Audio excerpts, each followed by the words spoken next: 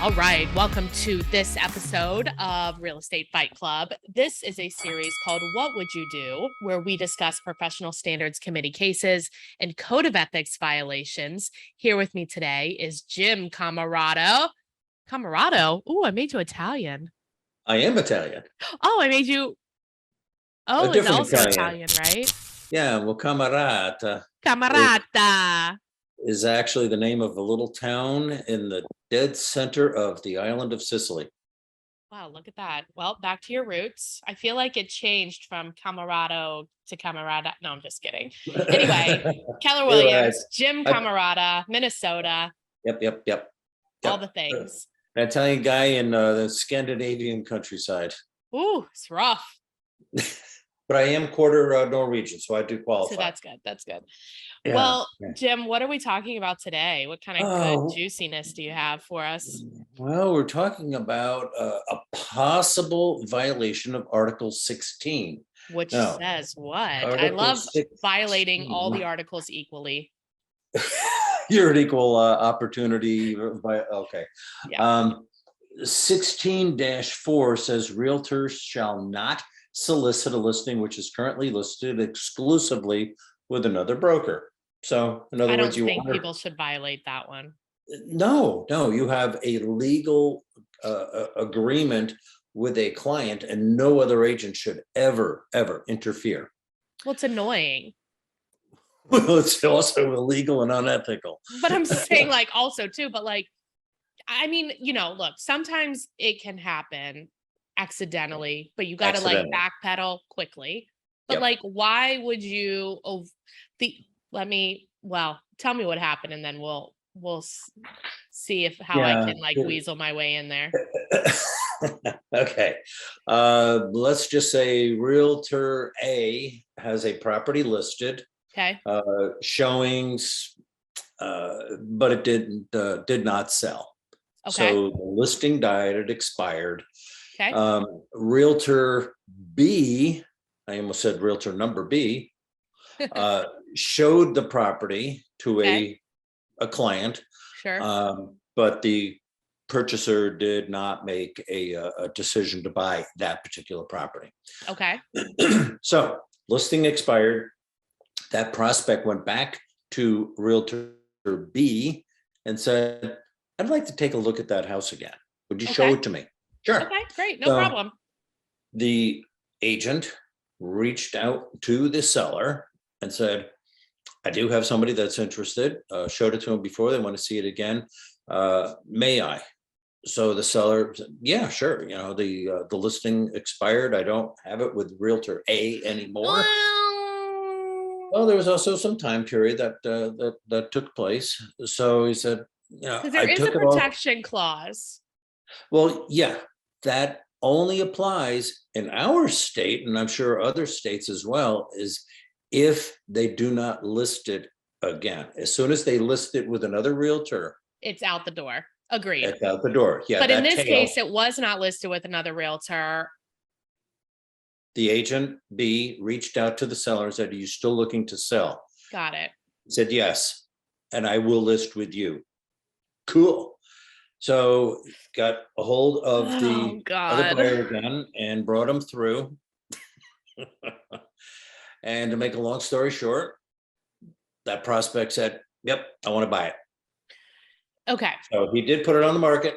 Then he showed it to him, sold it, and got it closed. So Realtor A said, but they showed it during the time I had it listed and my protection clause was still in effect when they called. Is this what happened? Yeah, essentially. Yeah. Right. Yeah. Let's take a break. Should we take a break? Sure. Give your head a break. I'm getting irate. My blood is boiling. I'm going to teach you a new word today, Jim. Maybe. I love you, Jen. Do you know this word called perturbation? Who? Not masturbation. It's called perturbation. I'm going to have to look that one up in my funkin' It's a new word, right? So if you visualize a pot of water boiling for your spaghetti, right?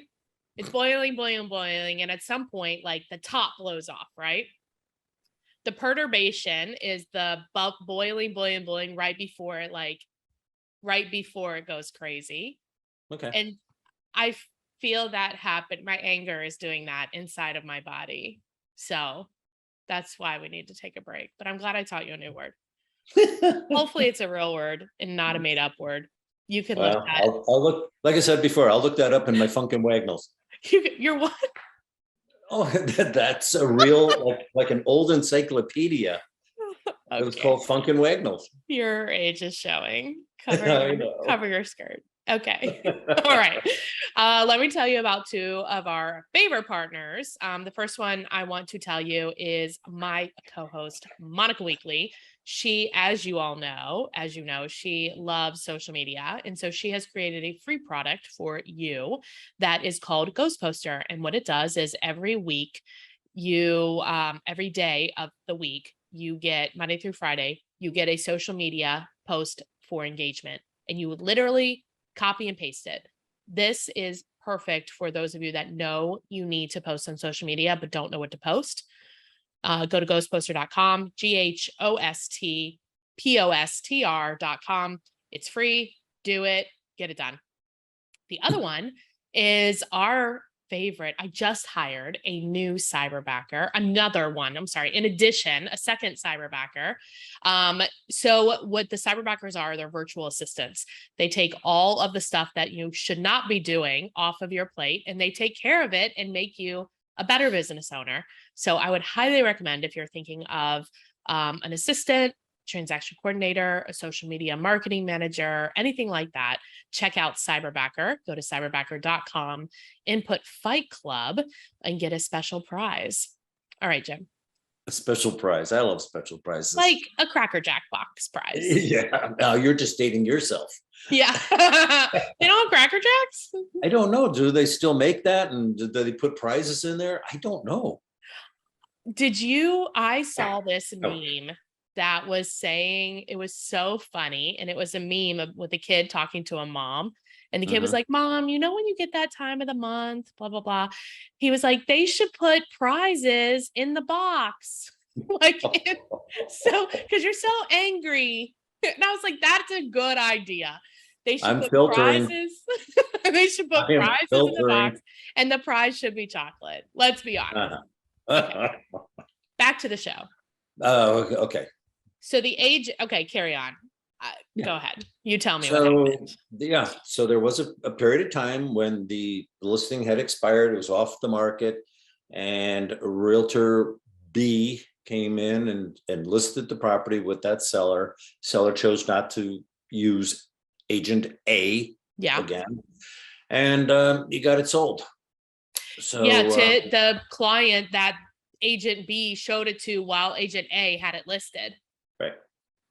So the question is agent A do a commission? Is that the question? Well, the actual question is Realtor B in violation of Article 16? Did he indeed interfere with an existing agency relationship? Article 16 says Realtor shall, not engage in any practice or take any action inconsistent with exclusive representation or exclusive brokerage relationship agreements that other realtors have with clients. So the question is, and this was before the panel, was there a violation? Did Realtor B go after while the agent A had it listed with the seller? He showed it. Right. But did he solicit the business? I mean, okay. I do not want to give you an answer yet. Here's what I think. I can see all the sides. Now, what would I do? This is what I would ask myself. Okay. We're being recorded, so this probably will at some point be used against me, but here's what I think. Do I know the listing agent? Okay. If I know them and I like them, the old listing agent, the agent A, if I know them and I like them, I would probably call them and be like, yo, I've got a client that's interested in that property that expired. do you still have a relationship with that agent or that seller? Are you guys doing something, right? Because lots of things happen. And maybe it was a canceled listing, which we have the same issue, right? Like I talked to an agent today and I was like, hey, there's this house, whatever. And she's like, yeah, this is what we're doing. He's making some improvements and we're putting it back on. Like I'm going to get stopped, right, at the seller because they have a relationship, they have a plan. So I want to know from my seller friend, do they have a plan? Now, let's say that the agent says, no, we don't. And I'd be like, okay, great. Then I'm free to move forward, I think, in my opinion. If she says, yes, here's the plan, whatever, then I would rather just work with her. Okay. In some states, dual agency is also a problem. And for some agents, dual agency is also a problem. And for some clients, dual agency is a problem. And that's what we would have here if I listed it and it was my buyer. So let's say that dual agency is not a problem, because in general, it's not a problem for me. Now, if I don't like the agent, or they're a douche, being recorded here, or they're a douche. And my bet is that now the seller doesn't like them either because they're terrible. And I, as a real estate agent, one of the ways that I go after business is to call expireds and canceled listings. Okay. So I would actually call them to get the listing first. Because I don't just want to bring the buyer and they're for sale by owner. I want the listing, because what if the buyer again decides they don't want it? They've already decided they don't want it. Am I wrong? Am I in violation? No, these are all good points. They're all good, valid points. And in my marketplace, as I'm sure in your marketplace, I rely very heavily on the cooperation of my fellow realtors. I took advantage of those relationships recently, because I had a client that was interested in a particular type of waterfront property. So I reached out after exploring all the multiple list properties, and I said, guys, you got anything in your pockets that will be coming on soon? And I ended up showing 3 properties that were not yet on the market. And so relationships are extremely important to me, and it sounds like to you as well. And it's the same. Yes, I prefer, my preference is for everybody to have a giant group hug and get along, and for business to be done through networking and knowing each other. The fact is some of our colleagues are jerks. I will not disparage, but I'm not going to disagree with you. Yeah, there are some people who should not be licensed. Right. And so just like any other profession, there are some people who should not be CPAs, lawyers, bus drivers, whatever. And I just don't think that this case is, I think initially it seems like it's cut and dry, but it's also not, because the seller and agent A have a relationship where their relationship ended and we don't know the terms that ended on. And it could have been bad. And my fiduciary is to my buyer. And if I think that agent A is going to get in the way of my fiduciary to my buyer, because maybe they ended bad, but the agent A didn't think so, but the seller did. And the seller's like never talking to agent A. And my buyer's like, I want to see this property. Then I'm going to go directly to the seller. The contract is over. Yep. I might pay a referral fee. We can do that. Okay. And again, it's your business. And I will always suggest that if that's going to make you feel better, and if it's going to improve relationships down the road with your fellow realtors, then throw them a bone. Say, thank you. I know you're out of it, but unless that's going to bring up this whole thing that exactly happened. Where the agent A is going to be like, you violated 16. I need to know, what did they say? What did the board say? I'll read it. The panel concluded that it was not the intent of Article 16 to provide any extended or continuing claim to a client by a realtor following the expiration of a listing agreement between the client and the realtor. Boom. All right. Problem solved. The panel concluded that Realtor A had not been successful in his efforts to sell the property, and that neither the property owner nor the other realtor should be foreclosed from entering into a new listing agreement to sell the property. Therefore, they found Realtor B not in violation of Article 16.